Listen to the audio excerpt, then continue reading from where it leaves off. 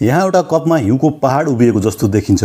यो हो जापानको अद्भुत बरफ कला जेन्ट कोकीगोरी। यो खानाका लागि मात्र होइन, हेर्नका लागि पनि बनाइन्छ।